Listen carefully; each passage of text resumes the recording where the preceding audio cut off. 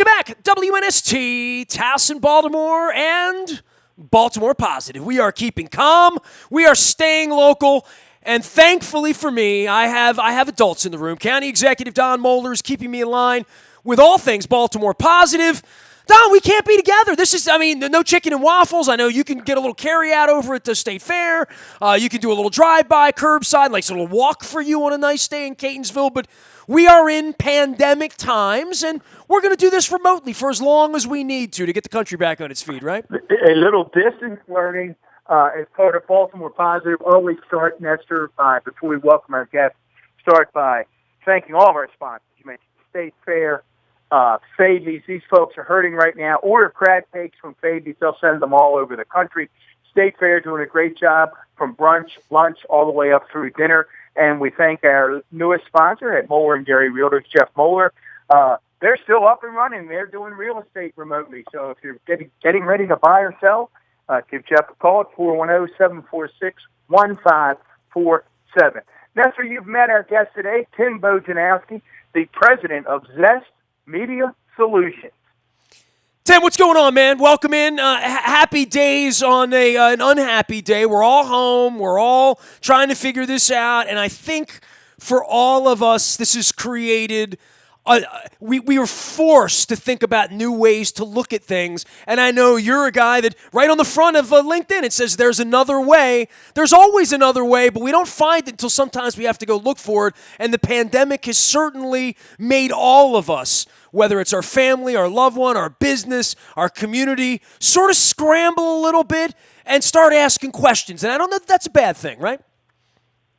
No, I think you're exactly right. And obviously, I think everybody agree that we're in kind of dark times, but, I'm staring out the window and it's beautiful outside. And I think what you're seeing is, like Baltimore tends to do, the people who truly do want to make an impact, really trying to rally in each way that they can, be it, guys like you and Don who are doing everything in their power to get the communications out there to help so many of these small businesses, or, the people who are truly on the front lines in healthcare and our truck drivers and elsewhere. And certainly pretty inspiring to see, both the government workers who are really trying their hardest to figure this whole thing out, and the private sector as they've rallied to, oftentimes take up the cause of people who in other times might be considered competitors. So it's certainly a fascinating time. And like you said, I think that this is one of those critical moments where as a community, we look for those other ways. Tim, you are connected in a unique way, and full disclosure, I love Zest Media Solutions. You guys are the ones that got my website and got my blog up and running, lickety-split. I was trying to put Moeller out on the porch for a long time. You finally did it, Tim. There you go. Zest Media Solutions got me to the front porch. But you are in a unique, to me, you have a unique perspective in a couple of ways. One, you are a small business like Nestor. You guys are kindred spirits in that way. So this is hitting you directly. And you also, because of the nature of your business, you are literally interacting with small businesses all over the United States. Give our listeners a sense, Tim, of the impact that this is having, not only for your business, but for all of the businesses that you deal with and interact with each and every day. Yeah, I said something to a friend who's in the healthcare side of it on the golf course about 2 weeks ago, I guess, before it really had started to set in. And even at that point, as he was talking about expectations for the infection rate and certainly, the sheer numbers of people who might be impacted, I kind of just paused for a second, and not to say that it was in any way, shape, or form to diminish how big those numbers are, but at the moment where the first cases were hitting, when that first announcement of schools shutting was there, at that very moment, 100% of businesses in the United States of America had been infected by this virus. 100% of businesses in Baltimore were already and are certainly now working to understand the cascading effect of how their supply lines are going to change, how they're going to be able to interact with their actual employees, for the employers trying to figure out, from an accounting perspective and a finance perspective, really what this new normal will look like. And it's certainly been something that I don't think people will be able to truly gauge the true impact on until they're writing about it in history books, years from now. But what I can say right now is that businesses are going to have to very quickly come to grips with thinking about other ways to operate. And the people who are supporting those businesses need to reconsider what becomes kind of the B2B markets and the B2C markets, business to business and business to consumer, just because what we're starting to see, like your restaurant friends, is how interconnected we truly are. The economy is a living, breathing organism, and the fatality rate that's going to hit businesses is going to dwarf by large margins that of the medical fatality rate, even in the worst case scenarios. And that's not to say that it's not, a very serious issue in that sense. But, what we're looking You're at talking right about now, millions of businesses are going to shut in this millions of businesses. In this there country. are people in large numbers who have already walked out of their doors for the last time, whether they've been laid off or not. And those numbers will continue to expand. And those jobs won't come back. Not in that way. They're not going to come back in that way. They're going to come back in other ways. So this is the fascinating part of the free market, in that sometimes the darkest of times can provide corrections. And it's not to say that these people who are out of work, it was the correct thing for them to be out of work, but it's going to kind of recreate some of that infrastructure. But that still leaves us in this very gray area in the interim. And I'll use an example just because I know a lot of the sponsors for the show are restaurants. On average, 75, I believe the number from the American Restaurant Association, 76% of all services are done in the restaurant, right? So that's people who are going in, they're sitting down, and they're dining. The support from what becomes then liquor sales, food and beverage, or the beverage sales, and other functions of it being such a large driver of what ends up showing up on that profit and loss sheet for these businesses. Well, those guys have different relationships than do grocery stores in terms of how they get their food and their produce, their meat, their dry goods, their liquids. It's a completely different subset of the economy, and they're typically dealing with large produce and dry good and meat providers who don't deal with the grocery stores. They're selling directly into restaurants. They're selling directly into hotels, into schools, into other institutions that have cafeterias. And those folks, if you think about the amount of times that we're eating in our home versus outside of our homes, are supporting what is a significant portion of that workflow for that part of the supply line. And so if a restaurant's cut down to 25% of their inventory, well, just think about the amount of people that restaurant serves that now have to find someplace else. That has already had a direct impact on some of the biggest produce providers and other forms of providers, seafood, the actual meat, all throughout the state. And so we have all of it's perishable as well, right? So whoever the buyer is, they're guessing at this point, especially today, moving forward the next 2 weeks. How much fish can I sell? How many heads of lettuce can I sell? Should I bring strawberries in, right? Literally. Yeah, and they're on a ticking time bomb because they know that what they have, can go bad, and then it's something that comes at a complete loss to them. And the same decisions are being made by the people who are putting those things into their restaurants. The produce companies that have to employ people to drive the truck. They have to employ people to work in the warehouse. They have to employ people to put it into packaging to get there. I have a relationship that's one of the largest providers for this in the state of Maryland. They laid off 300 people on this past Friday, and they didn't have a decision in the matter. But that takes them down to 15% capacity to be able to operate as they would normally, which means for all of the different places that would otherwise get this food, they're only going to be getting 15% of that workforce and 15% of that supplies. So what that does in the supply and demand line is shift so much of that responsibility to grocery stores, which is why right now it's so important for guys like you guys to help communicate out into the community. We have to keep these restaurants going. And that's why some of the communications at the state level have been so adamant to say, takeout's not going away, curbside's not going away, delivery's not going away. Because what will happen as these supply lines continue to get disrupted is continue to pile up on the lines at the grocery stores. And now you're going to have even longer lines, making more panicked purchasing, sometimes chaos in terms of the management of it, and breaking all the guidelines we're trying to set out there to keep people healthy, because they're going to be piling up on top of each other. This isn't doomsday scenario. This is now just basic math. And so that's where, the importance for people to try to communicate that they need to be thinking about, this is not a hyperbole, 99% of all businesses in America, 99% are small businesses. And these guys who, like a lot of people have said, they're the ones who, are employing your neighbors. They're the ones who are sending their kids to our schools. We got to have their back right now. Well, Tim, again, I appreciate that overview. And again, for folks just tuning in, you're listening to Tim Bojanowski, president of Zest Media Solutions, based in Towson, Maryland. Tim's also on the board of Towson Chamber of Commerce, as well as the president of the Baltimore County Public School Foundation. So, Tim, thanks for all your volunteer work. You, when you lay out the ticking time bomb, as Nestor said, trying to figure out this food supply issue. I know the private sector is stepping up. You've been in the forefront of that. I know recently you've reached out to Baltimore County Council members, for example. Talk a little bit about the role of the private sector and what you all are trying to do to ensure that there will be perishable goods available to citizens throughout the region. Sure. So this is something that I think we're going to continue to hear more about really across the country. And, the challenge is, like us, everybody is literally inventing this, as we go. This is a plane that's being assembled on the runway. But there are a lot of really capable people who are being put on the sidelines right now who are, like me, just trying to help and to provide ways to support it as a volunteer. My business is classified as an essential business. A lot of these guys who in some way, shape, or form are kind of in the supply chain are not.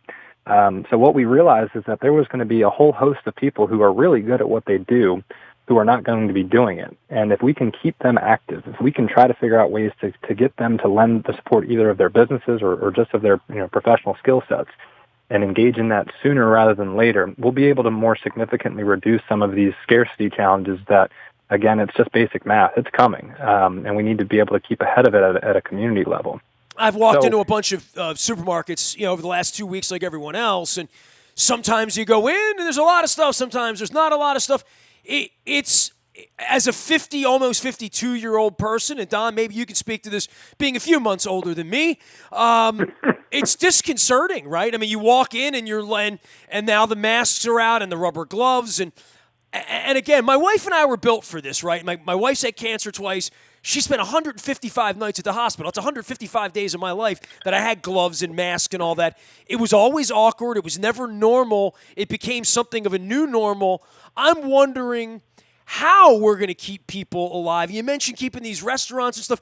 I wonder at what point we really are being unsafe. I mean, I saw a kid at the supermarket the other day handing me receipts. No gloves, no masks, no anything. That's going to stop in 10 days, right? Like over the next 10 days, you're not going to go out of the house without a mask. You know how I know this? I have friends in Northern Italy. I've been watching it for the last month. Yeah, and so that's kind of, again, I'm not qualified to be talking about this issue at a medical level. I'm not qualified to be talking about this issue at a true government level, but at a common sense level, and understanding how the market works, a significant portion of the market that is there to provide utility to folks in these types of ways is not going to be there maybe tomorrow, let alone at the end of the week. And the grocery stores and a lot of these places where we're saying, like, this is essential, that's where you're going to go, Home Depot, Walmart, you can see their press releases that are out there. They're begging for help, and they're also communicating as hard as they can with their vendors to say, please, just stay with us. Like, we can keep doing this. The challenge is the economy is a cascading effect that eventually gets to small businesses. And so what we're working on right now is trying to enlist the support of people who are already in a better position to organize, to get communications out there and help us to arrange what we're referring in a soft sense as pop-up markets. So this would be using B2B relationships. As an example, the produce company that I was describing. What you would pay for their goods at a 15 or 20-pound box in a grocery store is 10 to 12 times what they can actually provide it for in the way that they normally do. The difference in the economy is there's lots of other people who are working to make their businesses work on profit margins inside that supply chain. Well, just by the nature of this pandemic, they've already been cut out. And so this isn't to cut these folks out permanently. It's just to try to make the resources that they provide available to the community as soon as we can. Because that storefront's closed, literally, right? Right. It's literally not there. And that's the beauty of the fair market. It's a deal. We depend on them, they depend on us, and that's the kind of the working arrangement that we have in this thing called America. But right now, we're not going to have that, and so we have to figure out what else is there. And we also know that the government is working incredibly hard to create these resources, But their first priority has to be, and this isn't to fault them, it has to be the most socioeconomically challenged parts of the population. And they're doing a really good job with this. The people who are normally dependent on food support, either from charities or from the government, they're getting their food. The challenge is that number is about to skyrocket, right? And this is just a basic 30% unemployment, right? Then people can't Yep. afford food even if they could find it. So these lines are going to get longer, and the resources for these groups, the churches are already begging for food. The food banks are begging for food. And to the same things that you're describing, they're not prepared to have people who are untrained putting their hands into these things, being sanitary, organizing them in a way. That's what the professionals do, right? That's what restaurants do. That's what these produce companies do. So we're just trying to connect these resources in a way that, right now the plan being to lean on commercial property owners, to lean on nonprofits like churches, hopefully to lean on local school systems and otherwise to be able to have scheduled pop-up markets, that there's a digital resource that we've already built that people can go on to make reservations for what become basically weekly meal kits or weekly or monthly supply kits. So that instead of having to go into those lines and maybe not even get what they're hoping to get in terms of produce or dry goods or milk, whatever it might be, make those orders and have an understanding that they can go to a place that might be right down the street. It could be on their street, and have these distributed through a volunteer network. And so this is something that I think we're probably a little bit ahead of the conversation on across the country, but that's just because I think, like we talked about, that ticking time bomb got set here in Maryland a bit more quickly. We were one of the first states to start putting restrictions on the businesses, so you start seeing those disruptions happen more quickly. As every other state in the union starts to experience these disruptions into the supply chain, they're going to have to figure out ways to make things available down the street from people. And sometimes, the Mars supermarket or whatever it is, isn't down the street from people. And it's not something that we want them to be going out in bulk, especially as more and more of the population may unfortunately become infected by this. So the idea right now is to create a network of volunteers who can help either through their professional skill set or literally just being able to be there to lift a 15 or 20-pound box and load it up into somebody's car, so that they don't have to have people sorting through food with their bare hands, so they don't have to be exchanging credit cards and cash. Tim, when would you hope? I mean, great work. First of all, shout out to you. Kudos to you. I know that was your firm, stepped up, worked on the website, worked on the digital side of this operation so folks would be able to find out where these markets were, sign up. When would you hope operationally that folks might actually begin to see these markets popping up in their neighborhoods? So we actually have a commitment from the provider to float the produce. So, again, this is the side of it where, at this point, until we're set up with a fund and there's donations in place to purchase it, people still need to buy the food. It's just that we're hoping to be able to provide it at, a tenth of the cost that they would get, especially as we start worrying about inflation that could make, a gallon of milk go to $12. So the tool's set up, and the produce company has actually began the preparation for these, so they could put together somewhere between 3,000 and 5,000 orders.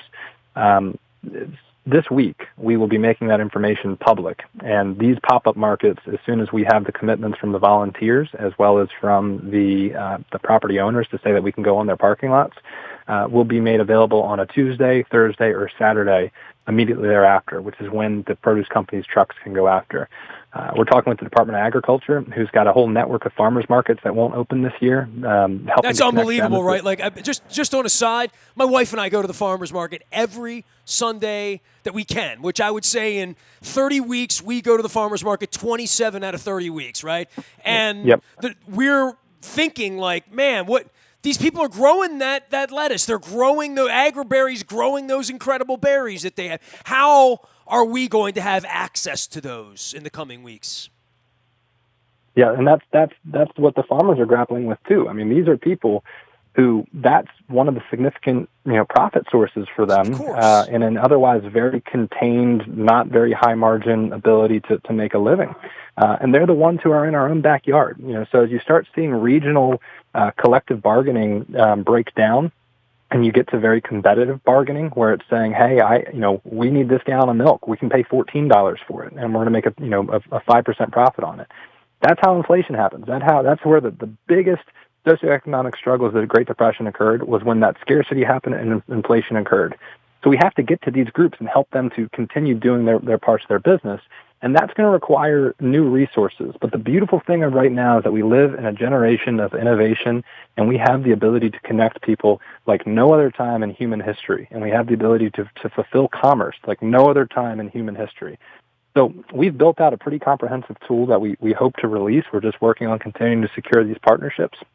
And to the extent that we can work with people, both in government and in the charity sector, to just point people to what's already there, the key is working together. And in times of crisis, there's a tremendous urgency, which sometimes make people start working in the fastest way that they can or in the only way that they know how. And sometimes it means that we have to kind of cross into, again, another way to do these things to make sure that to the extent humanly possible, we are being as practical with the resources that are out there and not duplicating or exhausting efforts, because it's going to require everybody who can.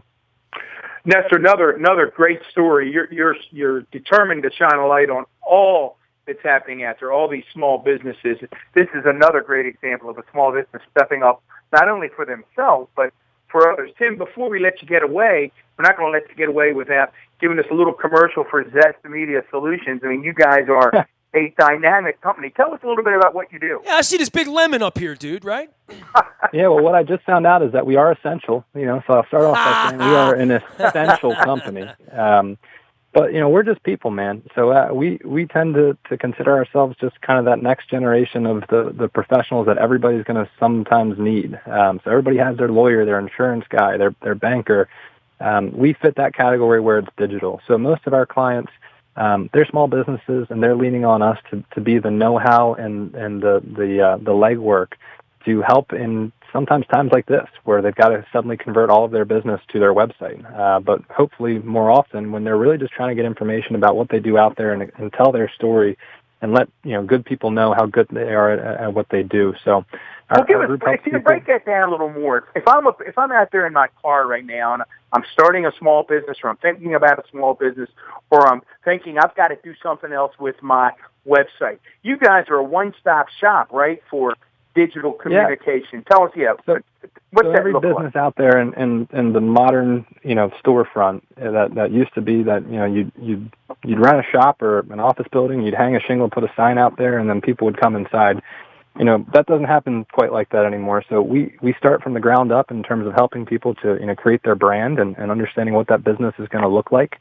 Then to building the actual digital tools, including the website, the social media, helping them to understand how do they push messages out there, how do they do advertising, how do they measure what's coming in, helping to create the creative resources so that if people are seeing it through video or through graphics that might be on a billboard, that it's all consistent. Our team kind of works as that external marketing department for organizations who, they might need it in the same way that an enterprise level company like an Under Armour or a Pepsi would.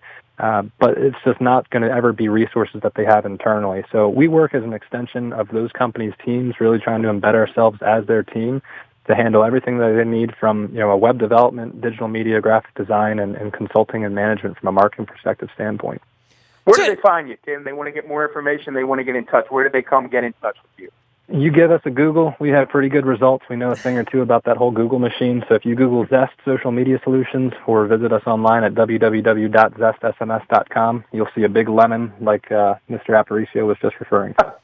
And a good-looking crew here. You got to, you have employees. I have employees. We're all trying to hold this thing together. Appreciate what you're doing out in the community. Just incredible education as far as what happens in pandemics down the line. We're all trying to see around the corner, around the bend. It's a lot easier to do when we're around smart people. I appreciate you, Tim. Thanks for coming on with us. Tim, thanks, of course, buddy. As a twice-over dropout, uneducated guy, I'm happy to provide any education anytime that I can. Hey, be safe out there. Hey, Tim, wisdom comes in all shapes and sizes. Look at me. I haven't shaved in a month. There he is. Tim Bojanowski, Zest Media Solutions. That's Zest SMS. And if you need to get in touch with him, you can find me. You can find Don.